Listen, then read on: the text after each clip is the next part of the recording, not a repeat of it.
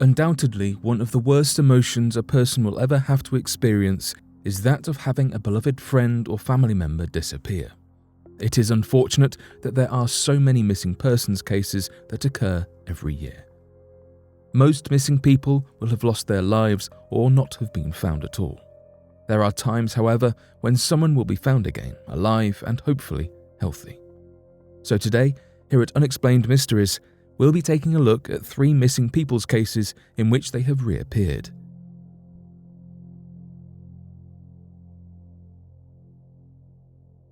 Michelle Whittaker.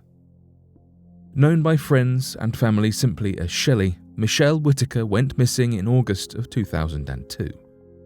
Michelle was a waitress and had been arrested twice for drink driving in South Carolina, but was later released.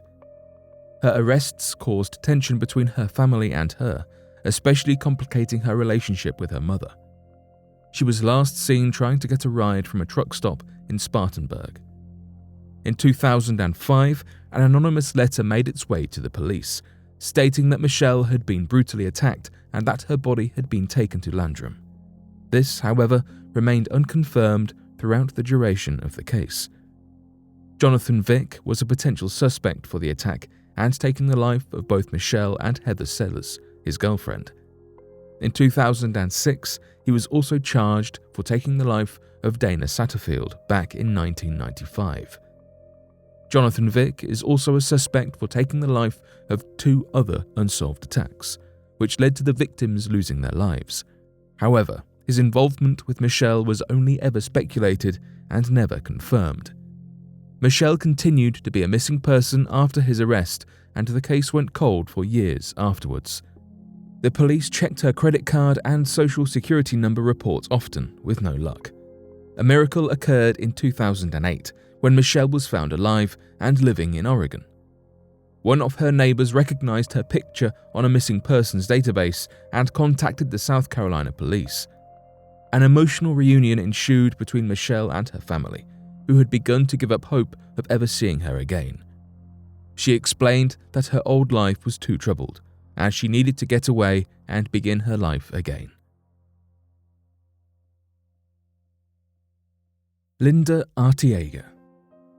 A 53-year-old woman by the name of Linda Artiego disappeared in the thick, ruthless and unkind woods of Arkansas, where the elements reign supreme. The situation was so dire that the emergency officials declared it to be a search and recover mission, as opposed to the usual search and rescue, proving that they didn't believe they would find the woman alive after she had been missing for days in the dangerous wilderness. Linda Artiego's niece, Shelley, worried night and day for her aunt's safety, though hope seemed lost with the knowledge that survival chances in such a dangerous place were low. There were moments when Shelley believed they wouldn't find her aunt alive, stating, "You understood they were looking for a body, not a survivor, and that's what we were kind of expecting." After several days of futile searching passed without a single trace of Linda, a volunteer found her vehicle in a place close. It came to light that Linda Artiego had been out hiking with her brother, aged 56, Eddie Huff. The two had gotten lost in the wilderness and were not able to find their way back to civilization. The two ended up unfortunately separated, with Huff finding a way out of the woods only 2 days after their hike, but Linda dwelled in the wild for far longer. Huff was the one who alerted Shelley about the trip and how they had gotten lost and separated, but mistakenly thought he had seen his sister sitting on the porch of a family member's house. It was only after 4 days that Shelley and Huff realized something was wrong, when Linda hadn't been seen since the hike. It took 5 days for the searching party to even set out, 120 hours in which Linda was helplessly alone in the woods. 120 hours in which anything could have happened to her. 75 volunteers set out to search, on both foot, horseback, and in vehicles. Miraculously, she found a way to survive. She had lost her flip-flops and had to walk barefoot for the majority of her desperate attempt at survival. Fortunately, she managed to sustain herself of watercress, nuts, and berries she found, as well as quenching her thirst from a creek. After she was rescued, doctors suspected that berries eaten by both Huff and Linda might have been toxic and caused paranoia and confusion in them both, thus making them susceptible to getting lost and splitting up. Dehydration and toxins in the berries may have caused Huff to hallucinate seeing Linda on the porch that day, thus making him believe she was safe for those precious extra hours that could have been used to look for her. Linda had quite an intriguing story to tell. She claimed to have had an experience with the legendary shadow people, though the concept of her hallucinating has to be considered. When she was found in the deep woodland, the woman was unnerved and paranoid. Both siblings had memory loss when it came to the events of their hike. She explained that, as far as she recalled, Huff had gotten injured and she tried to find help. As she wandered through the woods, she found more hikers, but they didn't hear her calling out to them.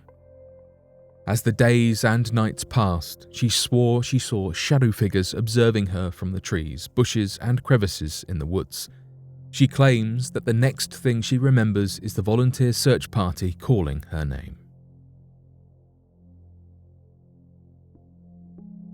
John Darwin's disappearance. Unlike other disappearances on this list, this one is quite possibly the most dastardly. Michelle Whittaker left her old life behind due to the grievances of her mistakes and wanted a fresh beginning, feeling like she couldn't face her family or loved ones again. Linda Artiego was tragically lost in the woods for days on end, an undoubtedly horrific and traumatic experience for the woman. John Darwin's disappearance, however, was one of manipulation, greed, and the desire to profit off a tragedy. John Darwin and his wife Anne were deeply indebted after purchasing 2 properties, the mortgage from one of these being £130,000. Mr. Darwin created an elaborate plan to fix the married couple's financial troubles that, in his eyes, was absolutely flawless. He planned to fake his own death, and his wife Anne was going to help. In March 2002, John Darwin went out on his kayak. He was reported missing the same day when he failed to come to work. A huge sea search took place to find him, as the sea is generally a tremendously dangerous place, and if someone goes missing at an aquatic scene, it is best to search for them immediately. Every second wasted is a second in which a victim could pass away. No body or trace of him was found, and the following day the wreckage of Darwin's kayak was discovered. The rescuers were puzzled, if not somewhat suspicious, as the sea had been calm the day he'd gone missing, and it seemed unlikely that anything could have happened to him on the waves. Still, John Darwin was presumed lost at sea and eventually pronounced deceased. The couple faked his death from 2002 to 2007. During this time, Darwin resided in a bedsit flat next door to their family home, only to secretly move back in with Anne in 2003. Anne was granted £250,000 after his passing as part of his life insurance, which paid off their mortgages. In 2004, the couple decided they should move abroad, considering Cyprus. Darwin managed to obtain a passport under the name John Jones, yet he used his real address. From 2004 to 2007, John Darwin was travelling from Cyprus to Kansas to Newcastle and Cornwall using his fake passport, interchanging between the alias John Jones and John Williams. Anne and John chose Panama as the next place to live and flew out to see some properties. During this time, a photograph of them was taken and posted on the internet by a Panamanian property agent. They proceeded to buy an apartment for £50,000 under the name of their son, Mark. Anne returned to sell their home in the UK, and John remained in Panama. In May 2007, they bought a tropical estate in Escobal, Colón, worth £200,000. They returned to Panama in July of the same year and stayed there for 6 weeks. It was only in September of 2007 that Anne's work colleague became wary of the situation after she overheard a phone call Anne was having with John. Their home was sold for £295,000 in October, and afterwards Anne returned to Panama, ready to begin their new life together. This is until they realised that their identities would have to be confirmed by the UK police in order to live in Panama, and they plotted to have John fake amnesia of the past 5 years. He went to a police station in London, except between Anne selling their house and buying properties abroad and her colleagues' tip to the police, they didn't buy the story. A police investigation had already been ongoing for months without their knowledge.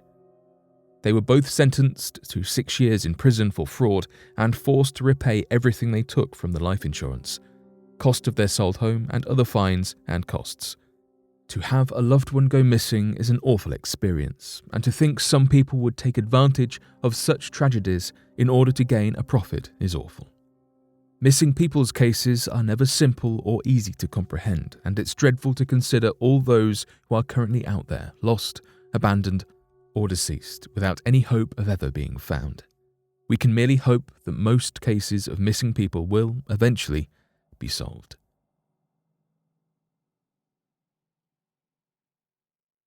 But what do you make of these 3 stories of people who have disappeared and then reappeared? Be sure to let us know your thoughts in the comments section below and help us by growing this community while working to solve these unexplained mysteries. Thank you for watching, and don't forget to subscribe for more videos.